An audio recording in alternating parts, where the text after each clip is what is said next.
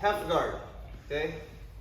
I want you to understand that the worst nightmare of everybody is when you're under the threat of a Kimura, okay? So right now, most people will try to pass the half guard here, all right?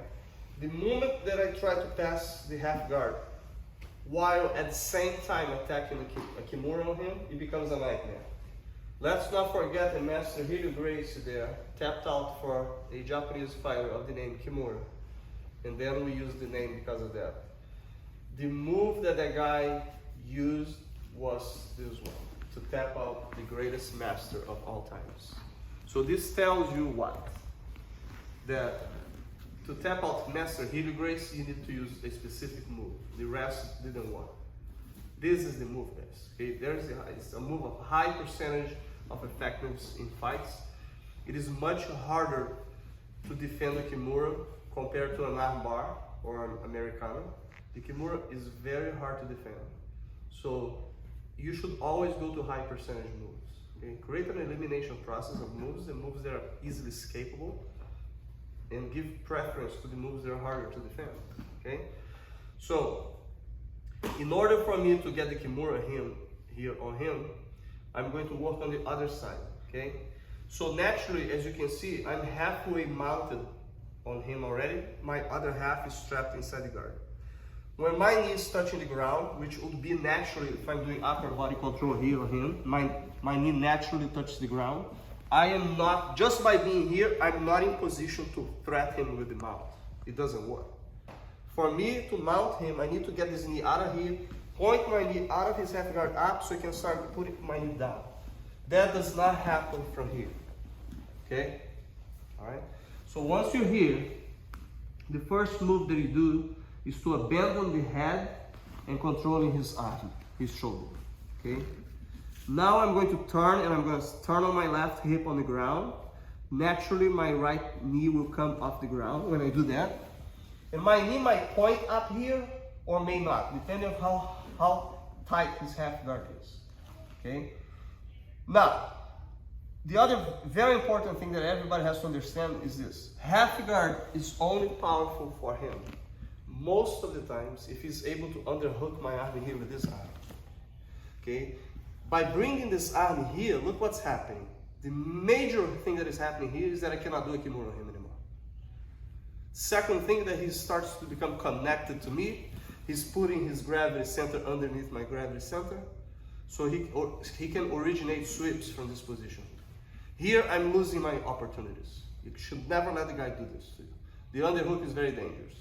Basically, as a common sense, if somebody underhooks you, you should try to underhook them back and put them back on the ground. Okay? So observe this now.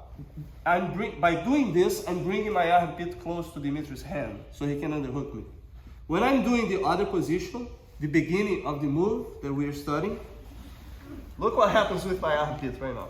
My armpit went so far away from where it was here, so he could easily underhook me there. He cannot underhook me here anymore because my arm is connected to my ribs. My armpit is far away from his hand. Every time he tries to underhook me here, I can actually grab his hand. Thank you very much. You just gave me your wrist to start the Kimura trap on you. That's what happens. By just being here, you're inviting the guy to come for the underhook, and you grab his wrist and you bring back with the Kimura. Okay? Now remember, I need to mount him now to make it a double attack. If the knee is not there, you need to switch the grip here for the other hand so you can secure his hand here. Now this hand is free to give a push on the leg so your knee can start rising up here. Once your knee is up, you can immediately point it down to the mount, okay? As you go back to the Kimura. Here, boom. Now I'm not fully mounted, I'm 90% mounted, but that's pretty good because I have the Kimura threat on him right now, okay? A lot of ways that you can use to try out the mount here is by insisting on the Kimura, okay? Or you can use the foot. Observe my foot there. I'm going to use my foot on his thigh to pry my foot out so I can mount him.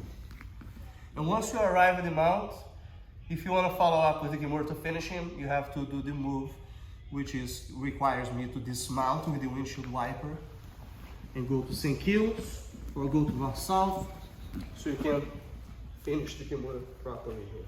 Okay? So the move one more time. So I'm here, basic position is always to get an underhook and flat the guy out. When you choose to do the double attack, you start bending the head, get the shoulder, turn, give him the opportunity for the underhook, trap the wrist, secure the Kimura. If the knee is up, good.